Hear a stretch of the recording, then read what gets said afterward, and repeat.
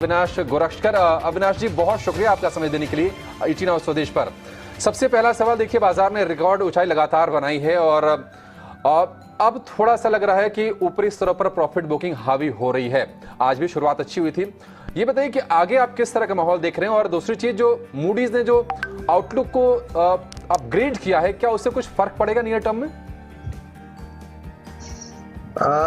अभिषेक, मुझे लग रहा है कि मार्केट्स में जो थोड़ी बहुत वॉलेटिलिटी हम दिख रहे हैं वो बेसिकली यूएस मार्केट से, ग्लोबल मार्केट से संकेत मिल रहे हैं। लेकिन अगर हम कंपनीज के कमेंट्री देखें, अगर गोदरेज कंज्यूमर प्रोडक्ट्स ने अपडेट दिया है, आरबीएल ने अपडेट दिया है, तो मुझे लग रहा है कि कहीं ना कहीं डेफिनेटली पॉजिटिव कमेंट्री आ रही है। और आगे जो नतीजों का सीजन 8 तारीख से शुरू होने वाला है टीसीएस के नंबर से, वहां पे हमको लग रहा है कि नंबर्स अगर मार्केट से उम्मीद से काफी अच्छे आते हैं तो यहाँ पे आपको अच्छी सिलेक्टिव स्टॉक स्पेसिफिक तेजी देखने को मिलेगी। हालांकि इंडेक्स में थोड़ी कंसोलिडेशन देखने को मिलेगी, लेकिन जो नतीजों का सीजन है वो अगर उम्मीद से बेहतर होता है तो आपको अच्छा खासा तेजी का माहौल कंटिन्यू देखने को मिलेगा। तो मेरे ख्याल से स्टॉक स्पेसिफिक रहिए, और ज्यादातर स्टॉक स्पेसिफिक मौके आपको इस अर्निंग सीजन में जरूर मिलेगी। गुजरात गैस पर अविनाश जी राय दीजिए। कंपनी तो ठीक है, लेकिन चली भी बहुत ही, स्टॉक अच्छा खासा चल चुका है। क्या मौजूदा स्तर पर भी आप इसको रेकमेंड करेंगे? मुझे लग रहा है कि देखिए, अगर अवधि लंबी है, लॉन्ग टर्म की है, तो मुझे लग रहा है कि गुजरात गैस में डेफिनेटली पोटेंशियल काफी अच्छा है। इनफैक्ट देखिए, सिटी गैस डिस्ट्रीब्यूशन कंपनीज की एक खासियत होती है कि वो एक नेसेसिटी का प्रोडक्ट सबको प्रोवाइड करते हैं। और हमने सभी ने देखा है कि नेचुरल गैस की कीमतें तो बढ़ी है, लेकिन इन कंपनीज के पास काफी सिग्निफिकेंट प्राइसिंग पावर है, और इनके वॉल्यूम्स भी इतने कम नहीं होंगे। हालांकि थोड़ा सा महंगा कस्टमर्स को जरूर पड़ेगा। तो अगर किसी को 6 से 12 महीने की अवधि के लिए ये स्टॉक लेना है, या जिनके पास वो स्टॉक है, तो जरूर इसको होल्ड करिए। मुझे लग रहा है कि not only second quarter but FY22 इनके लिए काफी अच्छा साबित होगा, क्योंकि ओवरऑल जो सिटी गैस कंजम्पशन का जो मार्केट है वहां पे इनका ज्योग्राफिकल नेटवर्क बहुत बढ़िया है। तो definitely Gujarat gas should be held on, और जिनको खरीदना है मेरे ख्याल से थोड़ा सा निचले लेवल पे खरीदे, जहां पे आपका रिस्क रिवॉर्ड काफी अच्छा रहेगा। जी, I'm holding 5,500 shares of City Infrastructure since 2008. Ji. In fact, I have accumulated these shares over a period of time and bought during the dip time also. And I want to know the fate of this company, as I understand RBI has, done some action on this company recently. ठीक है। अविनाश जी, क्या सलाह आप देंगे श्रेय infra को लेकर? काफी लंबे वक्त से होल्ड कर रहे हैं, हालांकि आप देखिए लगातार अंडर परफॉर्मेंस दिखाई है स्टॉक ने। अब तो 10 रुपए से नीचे वाला स्टॉक है। नवीन के लिए सलाह क्या होगी आपकी? नहीं, मेरे ख्याल से देखिए, इनके लिए काफी बड़ा नुकसान है, इनकी बड़ी क्वांटिटी है। लेकिन एक बात इनको समझना चाहिए कि आरबीआई ने इस कंपनी के प्रोमोटर्स को सुपरसीड किया है, क्योंकि यहाँ पे काफी फाइनेंशियल इरेगुलरिटीज इन्होंने पाई है। और ऑब्वियसली जो डिपॉजिटर्स है, जो कंपनी के स्टेक होल्डर्स है, उनको बचाने के लिए आरबीआई ने कदम उठाया। अभी रही बात आगे, अगर हम कंपनी की ग्रोथ प्रोस्पेक्ट्स की बात करें, तो मुझे लग रहा है कि काफी लंबा समय लगेगा कि इस कंपनी को रिकवर करने के लिए। तो मेरी राय में इनको थोड़ा थोड़ा करके इस स्टॉक से एग्जिट करना चाहिए। कोई दूसरा अगर एनबीएफसी का विकल्प है, जैसे कि पूनावाला फाइनेंस है, यहाँ पे हम समझते हैं कि अगर ये निवेश करे तो मुझे लग रहा है कि कम से कम मीडियम टू लॉन्ग टर्म में जो भी इनका नुकसान है वो अच्छी तरह से रिकवर कर सकते हैं। तो यहाँ पे ज्यादा बड़ा होप मत रखिए, क्योंकि जब भी ऐसे कंपनीज ऐसे स्टेज पे आती है तो रिकवरी और कंसोलिडेशन के लिए बहुत ज्यादा समय लगता है। तो ये मेरे ख्याल से घाटा बहुत है उनके लिए, लेकिन I think he has to take it in stride और स्विच करे पूनावाला फाइनेंस पे। तो मुझे लग रहा है कि यहाँ पे उनको अच्छा खासा मुनाफा मिलेगा, और ये ऐसी कंपनी से मेरे ख्याल से फ्यूचर में दूर रहिए, यही मेरी राय रही। ठीक है, तो श्रेय इंफ्रा को लेकर ये सलाह, और ऐसी कंपनियों से फ्यूचर में दूर रहने की सलाह दे रहे हैं अविनाश जी।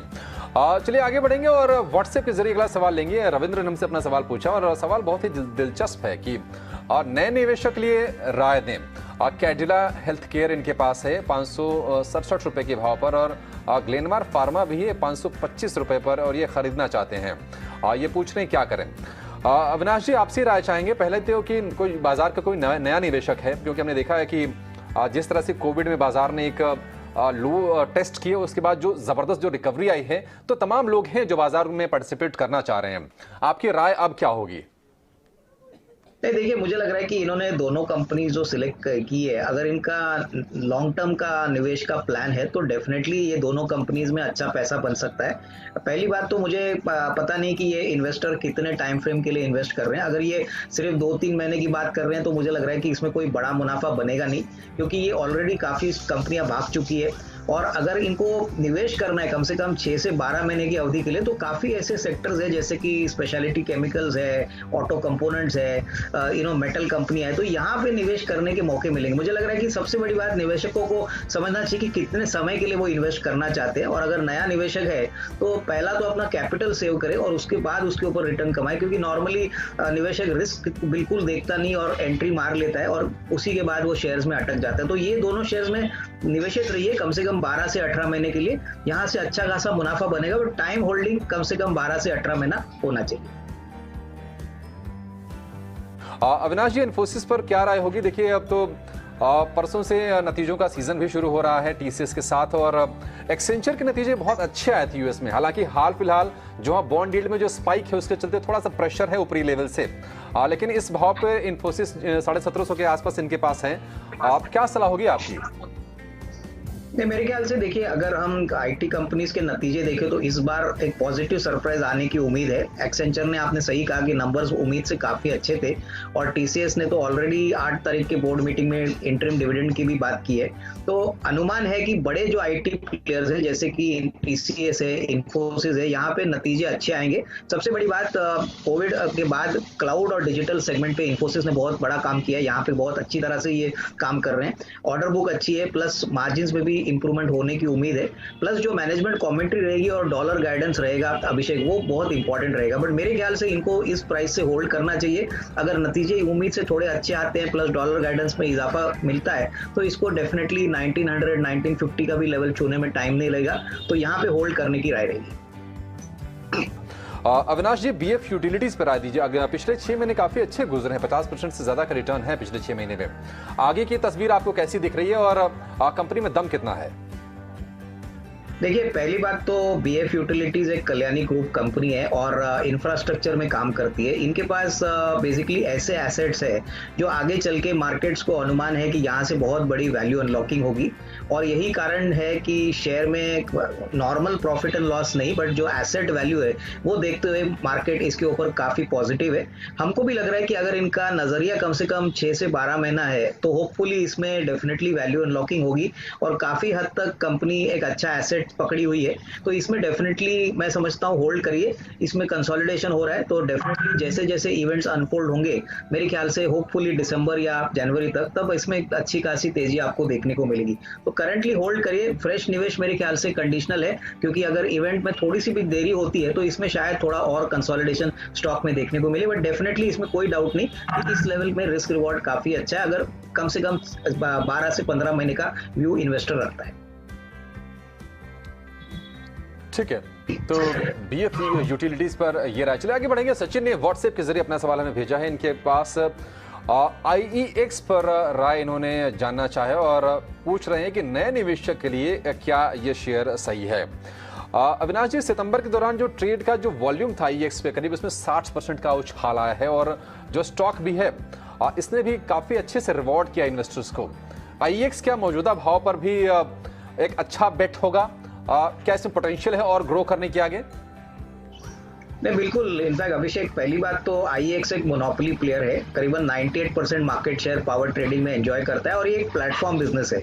हम सभी जानते हैं कि प्लेटफॉर्म बिजनेसेस में बहुत अच्छी तरह से तेजी देखने को मिलती है, क्योंकि इनका बिजनेस मॉडल ही बहुत बढ़िया है। दूसरी बात, बेसिकली इस कंपनी को जो हेडरूम है ग्रोथ के लिए वो बहुत सिग्निफिकेंट है। अभी मुश्किल से 8-10% ही पावर ट्रेडिंग की जो वॉल्यूम्स होती है वो एक्सचेंज यानी इलेक्ट्रॉनिक एक्सचेंज पे होती है, बाकी अभी तक इनको कवर करना है। तो मेरे ख्याल से हालांकि अभी आने वाले सालों में 1-2 और पावर ट्रेडिंग एक्सचेंजेस आएंगी, लेकिन आईईएक्स को हेडरूम काफी ग्रोथ के लिए पॉसिबल है। इनका अगर नजरिया कम से कम आने वाले साल 1.5 साल के लिए है तो ही खरीद लीजिए, क्योंकि ये शेयर करीबन 450-500 रुपए से 600-625 रुपए बहुत जल्दी हो चुका है। तो तेजी बहुत शॉर्ट टर्म में हो चुकी है, तो हो सकता है कि थोड़ा बहुत ये स्टॉक कंसोलिडेट हो, लेकिन अगर 1 साल या 1.25 साल की बात करें तो मुझे लग रहा है कि 750 का भी टारगेट प्राइस पॉसिबल है। तो इसमें डेफिनेटली लॉन्ग टर्म प्रोस्पेक्ट्स अच्छे हैं। ट्रेडिंग मत करिए, बट इन्वेस्टमेंट के पॉइंट ऑफ व्यू से काफी अच्छा है।